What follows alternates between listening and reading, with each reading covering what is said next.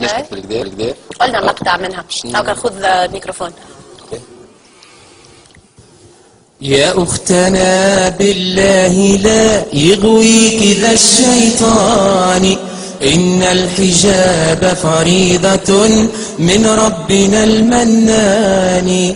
إنا سمعنا أختنا قولا عجاب، قالوا كلاما لا يسر عن الحجاب، قالوا ظلاما حالكا بين الثياب، قالوا خياما علقت فوق الرقاب،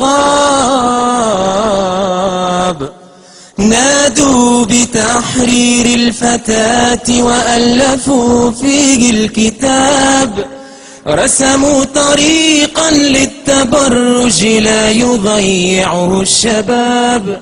يا أختنا هذا عواء الحاقدين من الذئاب، النار مثوى الظالمين لهم عقاب، والله يكشف ظلمهم يوم الحساب، والجنة المأوى ويا حسن المآب.